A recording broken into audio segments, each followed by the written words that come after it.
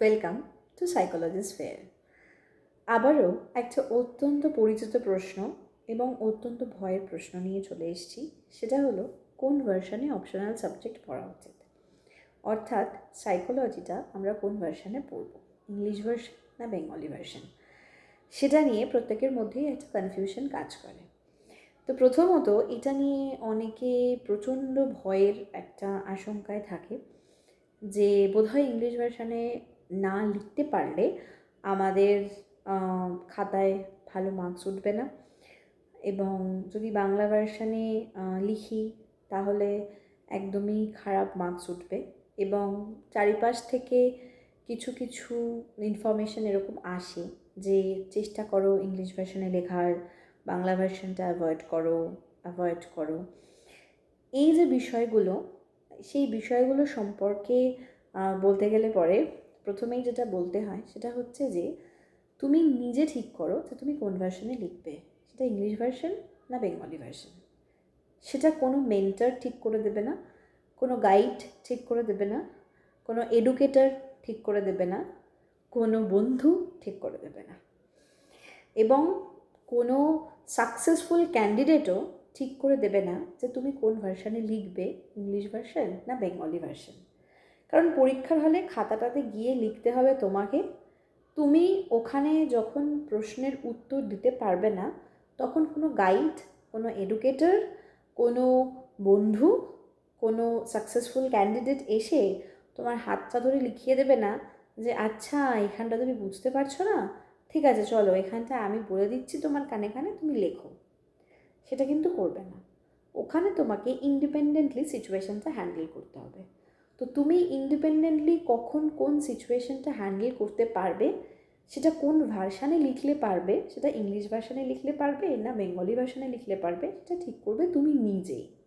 কারণ আমরা যে বয়সে এসে পরীক্ষাটা দিচ্ছি, সেই বয়সটাতে বোধহয় আমাদের এখন আর সেরকম বয়স নেই যে যেখানে আমাদেরকে স্পুন ফিডিং করাতে হচ্ছে বা করাতে হয়। সেখানে আমরা একটা এমন পরীক্ষা দিতে যাচ্ছি যেখানে আমাদের ইন্ডিপেন্ডেন্টলি সব কাজ করা উচিত। অমুকে হয়েছে বলে ইংলিশে লিখেছে বলে চাকরিটা পেয়েছে, তমুকে ইংলিশে লিখেছে বলে চাকরিটা পেয়েছে, বাট আমি বাংলায় লিখলাম বলে আমি চাকরিটা পেলাম না বা আমার ডাক আসলো না, এইরকম ধারণা মনে পোষণ করে রেখো না। তাহলে কিন্তু ক্রমশ পিছিয়ে পড়বে, ক্রমশ কিন্তু পেছাতে পেছাতে দেখবে যে সময় চলে গেছে, সামনের দিকে আর এগোতে পারবে না। তো সুতরাং বন্ধুর কথা, গাইডের কথা, মেন্টারের কথা, এদের কথা না শুনে নিজের কথা শোনো, নিজের ক্যাপাবিলিটি নিয়ে ভাবো, নিজে কিসে লিখে কমফোর্টেবল ফিল করবে। কারণ এটা প্রত্যেকটা অপশনালের ক্ষেত্রেই প্রযোজ্য যে কোনো অপশনালেই তুমি 100% কিন্তু কমন পাবে না।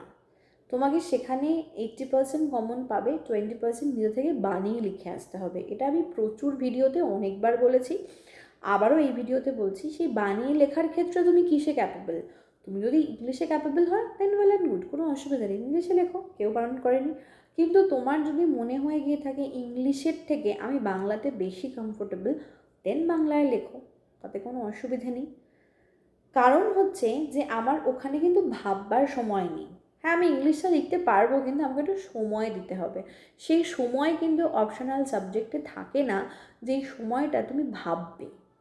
সেই ভাবনাটা তোমাকে যেই ভাষায় তাড়াতাড়ি ভাবতে পারবে এবং তাড়াতাড়ি লিখতে পারবে, সেই ভাষাটাই চুজ করা উচিত। ঠিক আছে? ভাষার থেকে যেখানে জোর দেওয়া হয় সেটা হচ্ছে কন্টেন্ট, বিষয়বস্তু। তুমি কি লিখতে চাইছো, তুমি কতটা কি লিখছো। তোমাকে অপারেন্ট কন্ডিশনিং জিজ্ঞেস করেছে, তুমি সেখানে ক্লাসিক্যাল কন্ডিশনিং লিখলে অবভিয়াসলি সেখানে তুমি মার্কস তোমার ডিডাক্টই হবে এবং সেখানে তোমার মার্কস কমই আসবে। কারণ যে প্রশ্নটা জানতে চাইছে তুমি সেই প্রশ্নটা লিখছো না। আজকে যারা বাংলাতে লিখছে তারা হয়তো ভাবছে যে আমি বাংলায় লিখেছি বলে কম পেয়েছি, কিন্তু তাদের নিজেদেরকে প্রশ্ন করো বা নিজেদেরকে প্রশ্ন করা উচিত, তুমি কি 100% লিখে এসছো, বা তুমি কি 100% লিখে আসতে পেরেছো? তুমি কি সেখানে এমন কোথাও আছে যেখানে তুমি ইংলিশ শব্দ ব্যবহার করেছো বা ইংলিশ টার্ম ইউজ করেছো যেখানে থেকে তোমার মার্কস ডিডাক্ট হতে পারে? শুধুমাত্র বাংলায় লিখেছি বলে নাম্বার কম উঠেছে, এই কথাটা বা এই যে যুক্তিটা, এটা কিন্তু খাটে না। কারণ এরকম কোনো ব্যাপার হয় না বা এরকম কোনো ব্যাপার নেই যেখানে বাংলা ভাষায় লিখলে নাম্বার কম দেওয়া হয়, এরকম কিন্তু হয় না। ঠিক আছে, এটা বারবার করে বলছি। তোমাদের একটা প্রশ্ন সবসময়ই থাকে যে নাম্বার কম উঠবে, নাম্বার কম উঠবে। নাম্বার কম ওঠে না, নাম্বার কম অবশ্যই ওঠে সেটা কন্টেন্ট না ঠিক করে লিখতে পারলে। কন্টেন্ট ঠিক করে লেখো, 100% দাও, প্রত্যেকটা জিনিসের সুন্দর করে এক্সপ্ল্যানেশন দাও, ডায়াগ্রাম দাও, সেটাকে ধরে ধরে ধরে ধরে একটা একটা করে লেখো। মার্কস কেন কম উঠবে? মার্কস কম ওঠার কোনো জায়গাই নেই। কারণ আবারও বলছি, ভার্সন কিন্তু কোনো গুরুত্ব পায় না। ইংলিশে লিখলে বাবা ইংলিশে লিখেছে, সেখানে ভুল ইংলিশ, বাট ইংলিশে লিখেছে বলে তাকে ফুল মার্কস দিয়ে দেওয়া হয়, এরকমটা কিন্তু হয় না। ঠিক আছে, সেখানে বাংলাতে লিখলে সুন্দর করে গুছিয়ে লিখেছে, সেখানে কিন্তু ভালো মার্কস ওঠে। এবং খাতাটা খুব সুন্দর করে পরিপাটি করে গোছাতে হবে। এটা হচ্ছে অপশনালের একটা অন্যতম ধর্ম। আমরা যেমন আমাদের বই খাতা ঘর বাড়ি যেরকম সুন্দর করে গুছিয়ে রাখি, সেরকম অপশনাল সাবজেক্টের খাতাটাকেও খুব সুন্দর করে গোছাতে হবে, যাতে যে এক্সামিনার খাতাটা দেখছে তার যেন খাতাটা খুলেই একটা অদ্ভুত তৃপ্তি আসে মনের মধ্যে, যে আচ্ছা সুন্দর করে পয়েন্টগুলোকে এক্সপ্লেন করেছে। একটা সিস্টেমেটিক ওয়েতে আমাকে পয়েন্টগুলোকে এক্সপ্লেন করতে হবে এবং একটা সিস্টেমেটিক ওয়েতে আমাকে পয়েন্টগুলো লিখতে হবে। তার জন্য দিতে হবে সময়। সেই সময় থাকে না, সময়টা ম্যানেজ করে উঠতে পারি না, যার ফলে পরীক্ষার সময় গিয়ে না শেষ করতে পারি না, যার ফলে পরীক্ষার সময় গিয়ে অর্ধেক পয়েন্ট মনে পড়ে না, কারণ সময় দিতে পারি না। বাকি সাবজেক্টগুলোকে সময় দিতে গিয়ে অপশনালকে সময় দেওয়া যায় না, কিন্তু দোষ পড়ে যায় বাংলা ভাষার ওপর। সেরকমটা হলে তো মুশকিল, তাই না? সুতরাং এই ধরনের টেনশন, এই ধরনের ভাবনা মাথা থেকে একদম ঝেড়ে ফেলো। ঝেড়ে ফেলে শুধুমাত্র নিজের 100% দেওয়ার চেষ্টা করো। যে কোনো ভাষায়, ইংলিশ ভার্সান হোক, বাংলা ভার্সান হোক, যে কোনো ভার্সানে নিজের 100% দেওয়ার চেষ্টা করো।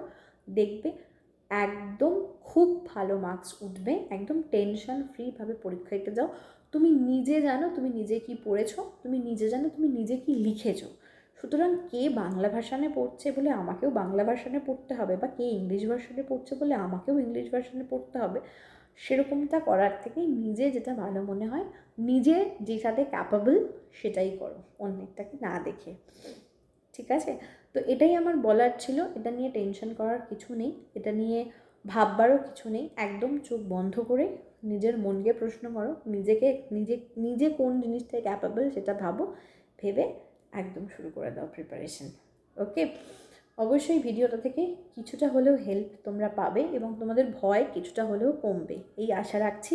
যদি ভালো লেগে থাকে অবশ্যই লাইক করো এবং শেয়ার করো বন্ধুদের সাথে। আর চ্যানেলটা যারা এখনও সাবস্ক্রাইব করো না তাদেরকে বলছি সাবস্ক্রাইব করে দাও। ভিডিওটা ভালো লেগে থাকলে অবশ্যই লাইক, এবং যদি কিছু বলার থাকে অবশ্যই কমেন্ট করো। ওকে, চলো আজকে এই পর্যন্তই, দেখা হচ্ছে নেক্সট ভিডিওতে।